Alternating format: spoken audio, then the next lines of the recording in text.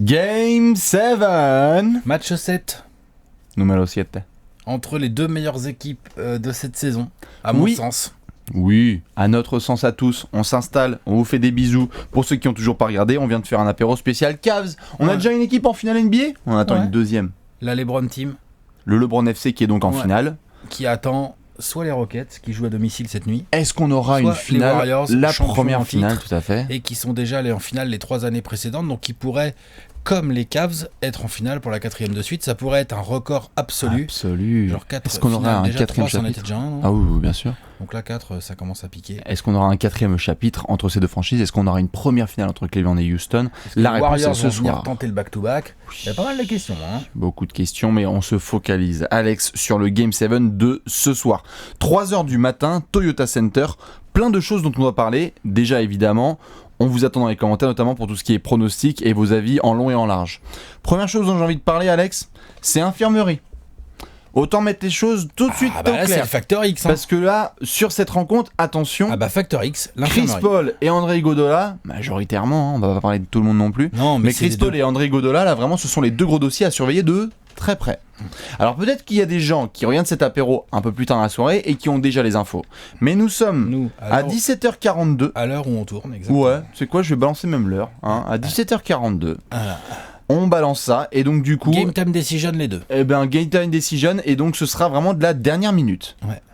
Ah, c'est dernière minute. De toute façon, Et quelque part, honnêtement, stratégiquement, c'est ça. stratégiquement, Tu vas pas dire c'est bon, il joue. genre voilà, je vois pas Steve Kerr annoncer Tu dévoiles à pas tes 23h30 heure française, Iguodala jouera pas. Et alors c'est sûr les Rockets, on le saura pas avant que Mike D'Antoni soit forcé par un gars de la Sécu à coucher les noms sur la feuille. Ah, c'est exactement. Ça, c'est clair et C'est le net, dernier ça. quart d'heure. Ah bah ça. Donc si vous jouez en TTFL, bon courage. Mettez pas Chris Paul. Ne mettez pas Iggy non plus. Et puis si vous regardez le match, et bien évidemment, suivez les infos, on sera devant sur les réseaux sociaux. Donc d'un côté, Chris Paul, on doit en parler parce que il se blesse sur le Game 5, si je dis pas de bêtises. Blessé à la cuisse. Blessé à la cuisse, on en avait parlé pendant le free flow de ce vendredi. Ouais. On avait un point d'interrogation pour la suite. Game 6, il n'était pas là. Défonçade des Rockets par les Warriors. Ouais, de 30 points. Du sale. Ça fait très mal avec un Harden qui a eu du mal, hein, beaucoup de mal à surnager. Qui a eu du mal. Et concernant le dossier Chris Paul, pareil, par rapport aux infos qu'on a jusqu'ici, il y a quand même plus de pessimisme que d'optimisme hein, sur le dossier Chris Paul. Franchement, on en parlait. On parle de claquage, quoi. Qui sont venus nous voir sur Twitter pour nous dire qu'on avait dit des conneries en termes médicaux. Mais visiblement, c'est une lésion musculaire au dos de la cuisse. Tu veux dire qu'on n'avait pas totalement tort. Donc on n'avait pas complètement tort. Et les lésions musculaires... On avait dit qu'il avait mal à les l'épaule. lésions musculaires, malheureusement, à ma connaissance, médicale assez réduite, ça se guérit pas comme ça en 4 jours. Docteur TBNL. Ça se guérit pas en 4 jours l'affaire. Non, donc, évidemment. Bon, après, t'as toujours un docteur Fuentes qui traîne. Au tu vois. mieux, il joue avec la cuisse toute bandée, toute serrée et sur une papate. En mode warrior. Et est-ce que tu sans faire de mauvais jeux de mots. Alors, oui, tout à fait. Hein Exactement, elle est très belle. Ouais. Elle est très belle, t'inquiète, je l'ai entendu. mais au-delà de ça, Alex, c'est surtout, est-ce que tu le fais jouer ? Parce que est-ce que Houston est capable de taper les Warriors à domicile sur un Game 7 ? Parce que derrière, si tu vas en finale, Chris Paul s'est reposé pendant 5 jours et tu joues les Cavs. Et t'as le contrat cet été. Et t'as plein de questions qui rentrent en compte. Est-ce que tu aggraves une blessure potentiellement ? En fait, exactement. En fait, attention. On n'a pas d'infos. Si c'est une lésion, une petite déchirure, faut voir quelle taille elle fait.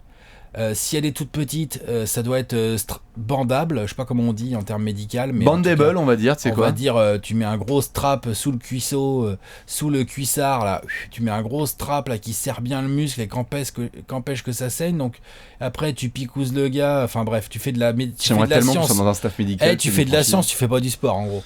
Mais de la javel. Si c'est pas une trop grosse lésion, c'est possible que Chris Paul, en accord avec ses médecins, dise tu sais quoi, je joue, je suis un grand garçon, si j'ai mal, je le dis tout de suite et j'arrête. On est d'accord. Tu vois, si j'ai trop mal. Parce que même sur une papate, rien qu'en termes de gestion de tempo offensive, évidemment, t'es content d'avoir Cricri. T'es content d'avoir Cricri, quoi qu'il arrive, en termes de leadership, de run. S'il a un peu plus mal, je pense qu'il va pas jouer. Tout à fait. Voilà, s'il a un peu plus mal, et même si le staff médical des Rockets sent que c'est vraiment borderline. Si le staff médical dit tu joues pas, il jouera pas, point barre. Oui, sauf qu'il y a un aspect à prendre en compte aussi, évidemment, c'est que On parle pas de KD qui est en train de savoir s'il va louper un Game 7 pour aller en finale NBA. On parle de Chris Paul. C'est-à-dire que c'est un mec qui rêve nuit et jour d'aller en finale NBA et de taper les Warriors. Il est au bout là. Tu veux dire que Chris Paul, même s'il a vraiment mal, il va serrer les dents et il va dire je joue, j'en ai rien à foutre, je vous emmerde. Je pense que c'est un des plus gros compétiteurs de notre génération en termes de feisty et que donc c'est le genre de mec qui peut faire. C'est quoi cette seringue là? Ouais. Je m'en fous de ce qu'il y a mal dedans. avec ça. Ouais. Si c'est le cas et qu'après je passe une semaine à vomir, je pense qu'il dit oui. Oui, surtout que Chris Paul, il a un jeu qui lui permet diminuer physiquement, de quand même peser. Oui, bien sûr. Il l'a montré. Rappelle-toi contre les Spurs en 2015. Bien sûr. Le pépère, il avait mal. C'est quoi qui s'est fait les ischios? Cuisse, il a tout le temps. Ouais, c'est ça. Hein. Ah, c'est les blessures de vieux. Ouais, c'est les blessures de vieux, ça. En plus, musculaire là. C'est comme ça. C'est les blessures de vieux. Mais clairement, il l'a fait. Et puis dis donc, hein. Oui. Et il a plutôt assuré, bien fait. Évidemment. C'est pour ça que je pense, très perso, et c'est pour ça que je te pose la question. Personnellement, je pense que, évidemment, Mike D'Antoni garde ses cartes couchées jusqu'au buzzer et ça joue. D'accord. Je pense que Chris Paul joue. Moi, je pense qu'il joue pas. Tu penses qu'il joue pas? Non, ouais, je pense qu'il joue pas. Je pense que tu reviens pas en 4 jours d'une déchirure, contracture, je sais pas ce que c'est exactement. Hein, ça, Dr Fuentes. Les médecins de Twitter nous diront. Oui, les médecins de la commune, vous nous le dites. Hein. Parce que nous, quand on est staff médical. Mais clairement, je pense qu'il joue pas. Je pense qu'il a trop mal et je pense qu'il peut pas courir. Je pense que même marcher, il a mal, je pense. Et bien après, il y a l'autre dossier, André Iguodala. Vous inquiétez pas, après on va faire la vraie preview, mais on est obligé de parler du médical parce que c'est tellement déterminant dans cette série et dans ce match. André Iguodala, qui lui est absent depuis plusieurs rencontres, ça se sent côté Warriors. Ah bah, disons, ça c'est une sacrée option tactique en moins. Hein. Le MVP des finales 2015. Dis donc. Le MVP des finales 2015 qui est absent, forcément ça se sent. T'as MVP en moins. Hein. Que ce soit en attaque, t'en as plus que 2. T'en as plus que 2 MVP sur le terrain. C'est compliqué. Et non mais honnêtement, on se penche souvent sur le côté défensif d'André Iguodala, mais tu le vois aussi qu'en attaque, ses efforts, sa capacité aussi à rentrer ses shoots extérieurs, etc. En fait, c'est son le côté dynamisme, all around de sa polyvalence manque. C'est le côté clairement. genre tiens vas-y défends sur le meneur, tiens vas-y défends sur les efforts. Oui mais en attaque tiens, aussi. Vas-y faut que tu rentres ton 3 points. Tiens faudrait driver. Un coup de back. Monte la balle. Une contre-attaque. Ah tiens rebond offensif. Enfin voilà c'est ça quoi. C'est tout ce que fait Iguodala quoi. L'extra passe. Ouais mais c'est ça. C'est André Iguodala et c'est pour ça que notamment depuis qu'il est pas là, les Warriors ont un petit peu chié. Heureusement ils se sont bien repris sur le Game 6. Là pour le moment pareil, il n'y a pas plus ou moins de pessimisme. Là Steve Kerr a dit là dernièrement qu'il était un peu vitef pour le match de ce soir. Maintenant on connaît aussi Steve Kerr. L'autre c'est Patrick Bruel. Hein. Il y va. Il a les cartes. Il a les cartes, il a un 7-1-2, il s'en fout. Can flush. Je suis bon. Que va-t-il se passer pour André Iguodala, Alex, ce soir? Allez, docteur TBNL, donne-nous ton info. Je pense qu'Iguodala, tu vois, si je devais filer des probabilités, je pense qu'Iguodala a une plus grosse probabilité de jouer que Chris Paul. Moi je pense qu'il joue pas, tu vois. Ah ouais. Iguodala. Je pense qu'il ne joue pas, ouais, vraiment. Je pense que les Warriors sont confiants d'aller gagner à Houston et qu'ils ont dit vas-y t'inquiète, occupe-toi de LeBron dans une semaine, on va te donner 2-3 jours de repos. Parce que attention, si les Warriors passent, Iggy, c'est pas qu'il est déterminant sur les finales d'après, c'est qu'il est... La plus forte probabilité, c'est que les deux joueront pas. Ouais. Ouais. Ah, ils sont blessés. Ah non, ils sont blessés sales, hein, bien sûr. Il était en nous, costard. On est là, on rigole et tout, on met peinard dans nos poufs. Alors, les mecs ont des déchirures. Prends un Advil, tu vois ce que je veux dire. C'est comme chaud. Des cons. Ils sont blessés quand même. Hein. Franchement, moi je pense qu'ils vont pas jouer. Hein. Tu penses pas? Bon. Dans tous les cas, dites-nous déjà pour ça, au niveau médical. Déjà, parce que l'infirmerie, gros facteur X. Hein. Exactement, merci. Hein, c'était le petit quart d'heure sponsorisé par le SAMU et Mercurochrome. Maintenant, on va pouvoir passer à du basketball. Parce qu'on a donc ce Game 7. Game 5, magnifique, remporté par Houston à domicile. Game 6, on en avait fait la preview. Bon, tu lâches les rênes, tu tiens la première mi-temps, tu perds en deuxième, tu te fais défoncer. Clay Game. Tu lâches Clay Game. Clay, quand il est dos au mur avec un Game 6. Il y a du bon Curry aussi. Du bon Curry aussi, exactement. Là, par contre, Game 7, on s'attend évidemment à une putain d'ambiance au Toyota Center. Ça va être monstrueux. Ouais. Ça va être incroyable. Qu'est-ce que tu as observé en premier sur cette rencontre côté Rockets?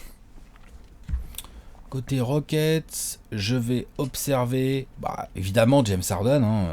Il te faut une perf de MVP ce soir, mon grand. Ah, mon pote, si tu veux aller en finale. Ne fais pas une Jaylen Brown. Non seulement, t'es salaud. Jaylen Brown, vous êtes salaud avec Jaylen Brown. Hein.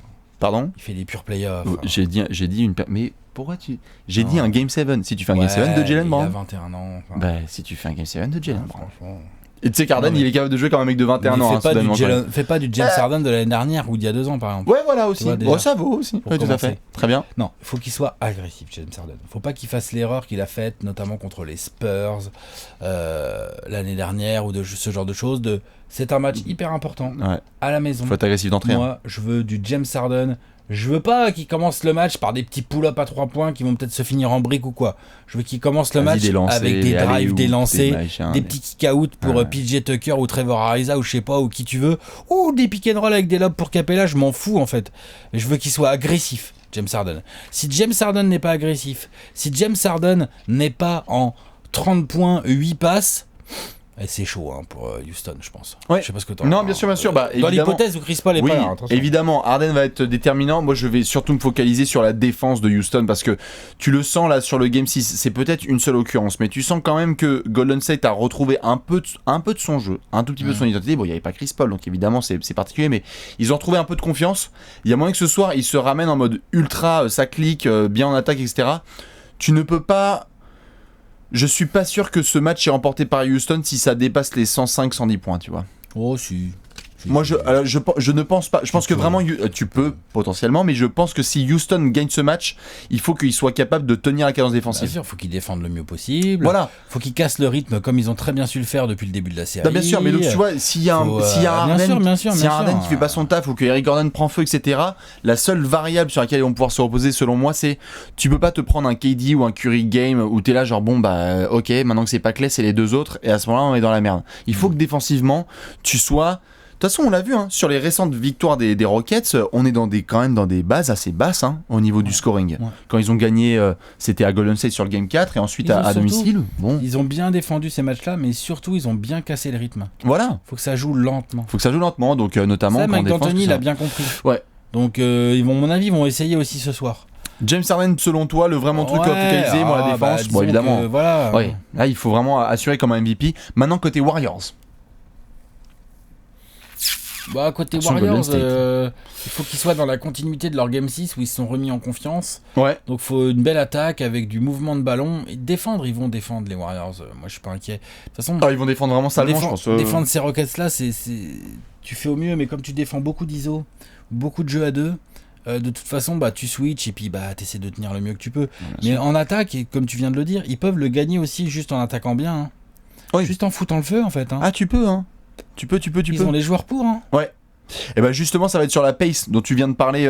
Justement, si t'es les Warriors, essaye de me galoper ça. Tu veux pas jouer à l'extérieur et essayer subir le rythme. Et subir le rythme, être sur du demi-terrain et retomber dans les travers de KD. Même si c'est très bien certains post-up, tu peux pas non plus faire ça. Il faut essayer de galoper. Je pense que on verra évidemment la présence ou non, mais qu'il y ait Chris Paul ou pas, t'as envie de courir parce que si tu galopes, le Chris Paul au bout de 2 quarts-temps, il va commencer à miauler. Ça c'est sûr et certain. Et puis s'il est pas là, tu t'essayes de provoquer au maximum des fautes, mettre certains gars dans la pénalité. Je pense aussi que ça va être intéressant. Attention à la gestion des fautes de la part de Houston, parce que tu risques de voir des Warriors très agressifs. Dans tous les cas, ça va être très intéressant.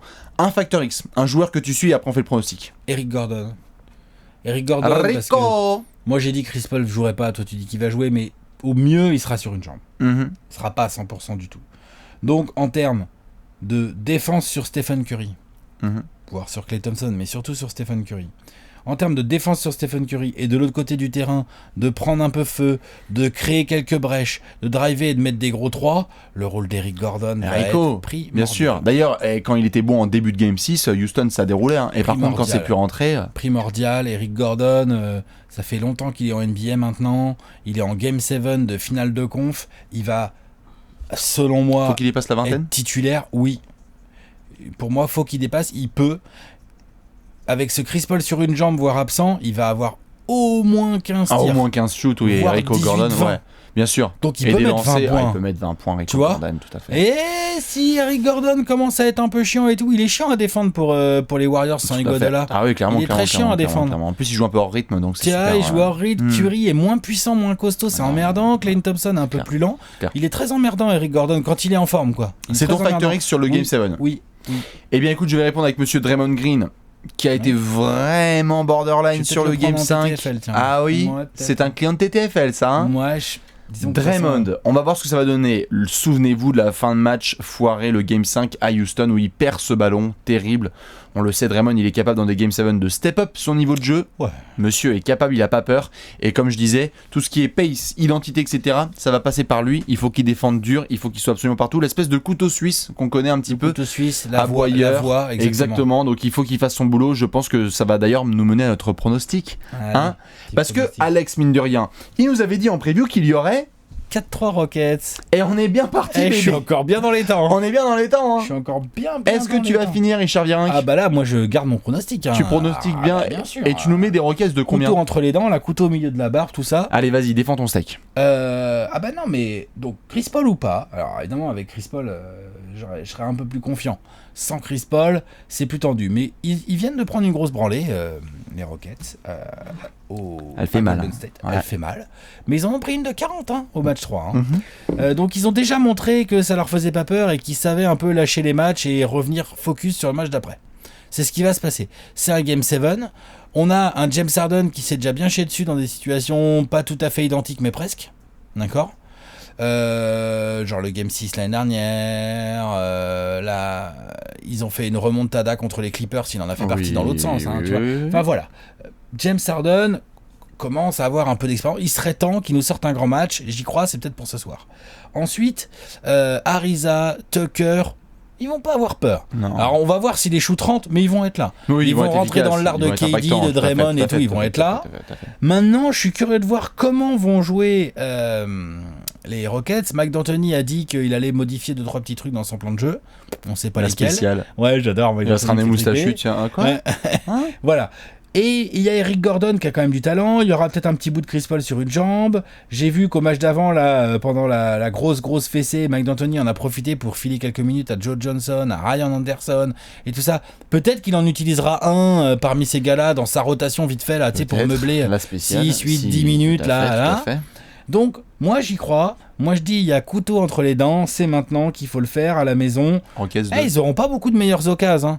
Bah, Rockets de... Oh, ça va être serré cette affaire, hein. Ça c'est sûr et certain par contre.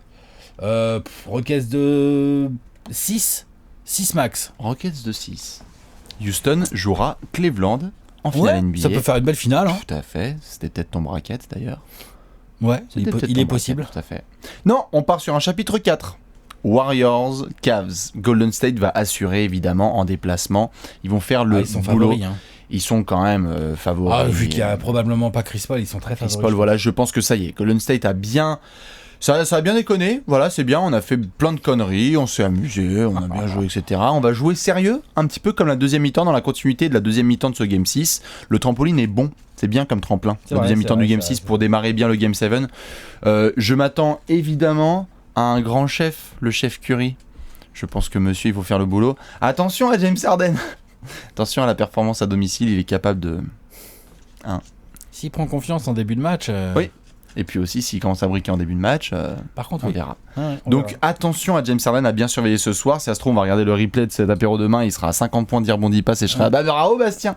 Mais en tous les cas, je crois juste que l'approche de Golden State va être vraiment très intéressante dès le début de match parce qu'ils vont être très agressifs. Et je crois que c'est une victoire de nos amis de Golden State de 8 points. Des Warriors. Ah oui, donc pas non plus. Pas non plus un peu serré, mais un peu serré comme ça et ça fait le boulot. Donc évidemment, balancez vos pronostics pour ce soir. Match à 3h du matin en direct du Toyota Center. Tu seras devant ? Ouais. Je serai devant aussi. Donc évidemment, on vous retrouvera sur les réseaux sociaux. Et puis après, on fera plein de petits apéros pour parler de finale NBA. Allez, LeBron, check ça avec nous. Ciao. À la prochaine. Ciao.